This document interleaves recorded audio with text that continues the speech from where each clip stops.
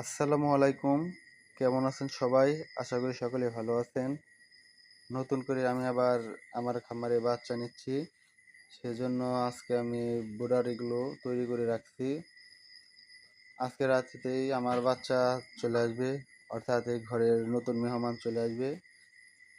আমি আজকে 760 piece broiler মুরগির বাচ্চা অর্ডার করেছি এবং আপনারা আমার এই সেটআপটি দেখতে পারতেছেন। এখানে হোপারে আমি 4টি 108-এর লাল বাল্ব দিয়েছি এবং আমি একটি এসিডিসি বাল্ব দিয়েছি যেন বিদ্যুৎ না থাকলে আমার হোপারটি অন্ধকার না থাকে। দু সাইডে সেম করেছি।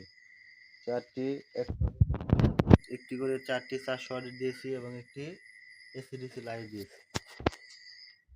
আর ঘরকে আলোকিত করার জন্য আমি এখানে 100-এর এলইডি লাইট ইউজ করেছি এবং এর পাশেও একটি 100-এর এলইডি লাইট ইউজ করেছি। আর এখানে তাপমাত্রা মাপার জন্য আমি যে ডিজিটাল এই মিটারটি নিয়েছি, টেম্পারেচার মিটার। এখন বর্তমানে আমার রুমের তাপমাত্রা আছে 29.9, মানে এক কম 30 ডিগ্রি সেলসিয়াস। যেহেতু বাচ্চা আনার পরে 34-35 এরকম তাপমাত্রা রাখতে হয়, তো আমি এখন লাইটগুলো অন করে দিছি। আশা করি আমার তাপমাত্রার ঘাটতিটা এখানে পূরণ হয়ে যাবে। সবাই আমার জন্য দোয়া করবেন।